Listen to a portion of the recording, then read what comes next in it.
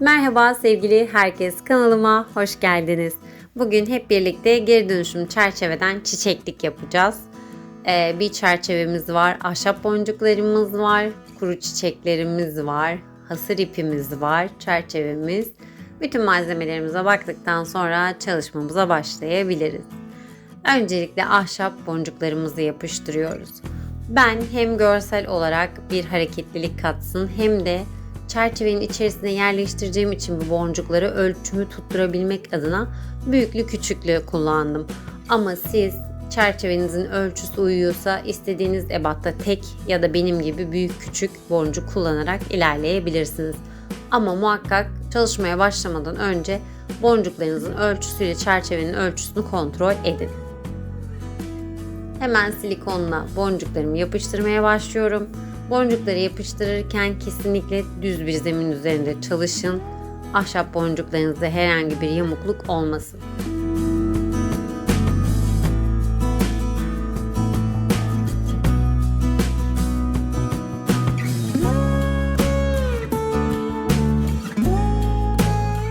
Hafif yamuk olanları düzeltiyorum. Gördüğünüz gibi inci gibi dizdik diyebiliriz. Kontrol ediyorum. Tam da çerçevemin boyunda oldu. Hemen hemen hepimizin evinde böyle eski çerçeveler kullanmadığımız bir kenarda bekleyen muhakkak vardır. Ben şimdi bu kenarları biraz deforme olmuştu.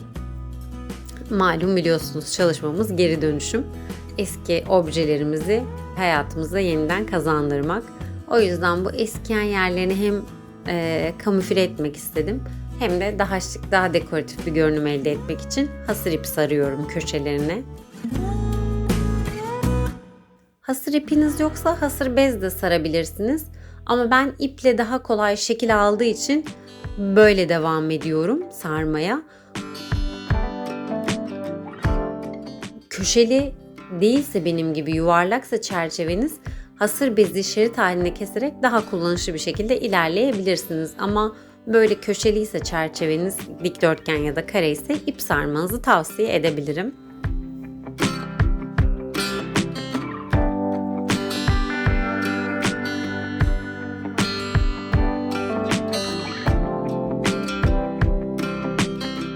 Tam köşenin geldiği yere kıvrım almadığı için hafif bir silikon sürerek üzerinden tekrar geçerseniz herhangi bir kayma olmaz. İpiniz de sabit kalmış olur köşede.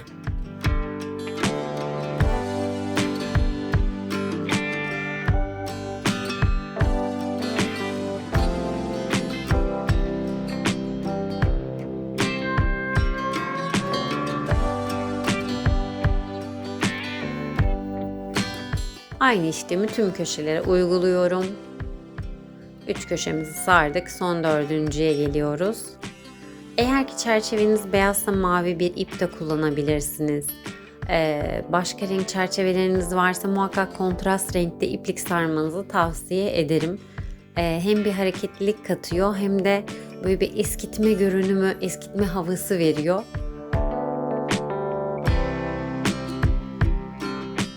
Tam köşelere dediğimiz gibi hemen sabitliyoruz. Silikonla hem hasır ipimiz kaymasın hem oradaki açıklık tamamen kapansın. Gördüğünüz gibi tamamen kapandı. Arkadan hemen sabitliyoruz.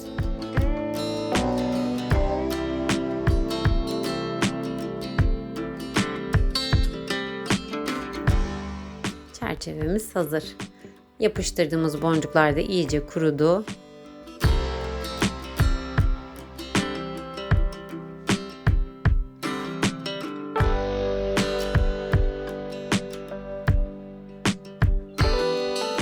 Önce yerine baktık, sabitledik, daha sonra yapıştırdık.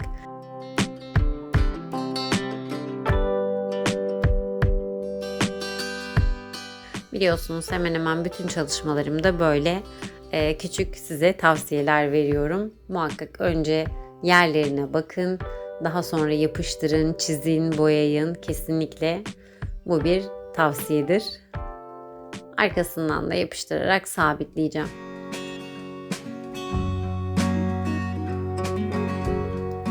Aradaki boşluklara da silikonun akmasını sağlıyorum.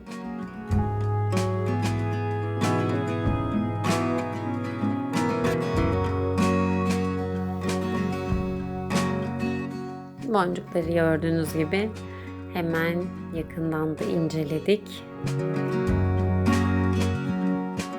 Kurutulmuş çiçeklerimiz var.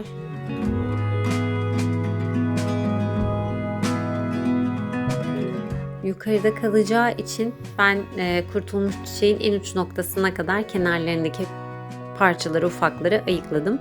Ama tabii ki hacimli görünmesi için tekrar o uzun koparttığım köşeleri, dalları tekrar en altta sabit bir şekilde yapıştırıyorum. Yani küçük bir buket elde ediyorum kendime.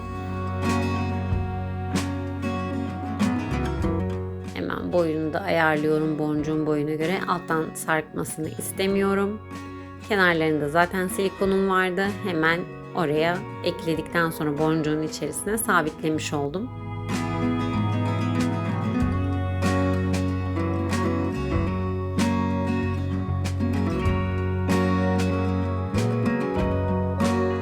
Balkonunuzdan koparacağınız taze çiçeklerden bile boncukların içerisine koyabilirsiniz kuru çiçekleriniz yoksa.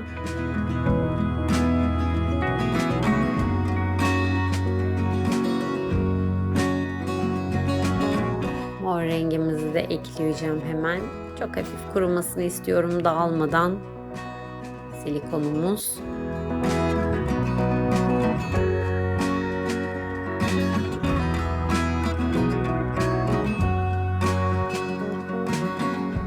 Biraz önce söylediğim gibi çok uzun bıraktığınız zaman alttan taşıyor.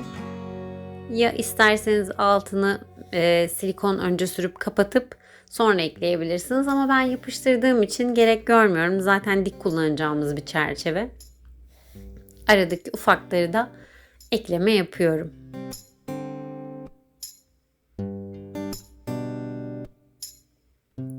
Sarımızı da ekliyoruz.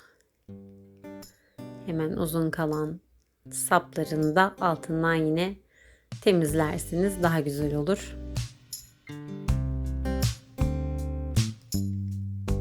Sarı, mor ve turuncu. Kırmızının tam ortasında çok güzel bir renk uyumu oldu.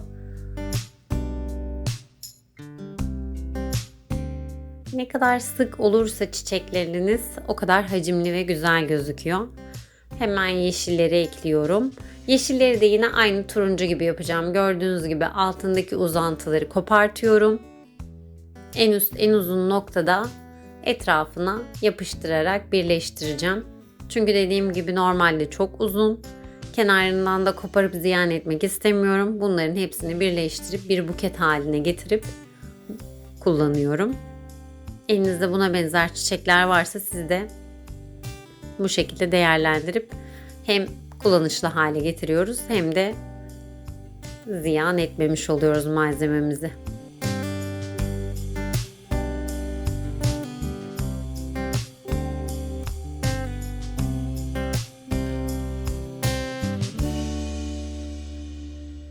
Son boncuğumuzun da buketini yapıyoruz. Ben iki başa da yeşil kullandım. Çünkü yeşil ve kırmızı bence çok uyumlu iki renk. Hem de etrafındaki hasır iplerin görünümüyle de daha bir şık hal aldı.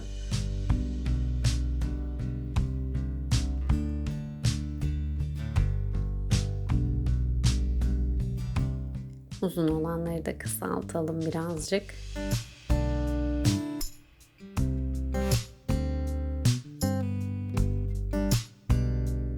Gördüğünüz gibi çerçevemizin de sonuna geldik. Harika bir dekoratif objemiz oldu yine. Videomu sonuna kadar izlediğiniz için teşekkür ederim. Eğer yapmamı istediğiniz başka çalışmalar varsa yorumlardan bana ulaşabilirsiniz. Beğen butonuna basmayı, kanalıma abone olmadıysanız abone olmayı, yeni videolarımdan haberdar olmak için zil butonu tıklayıp bildirimlerinizi açmayı unutmayın. Bir sonraki videomda görüşmek üzere. Kendinize çok iyi bakın. Hoşça kalın.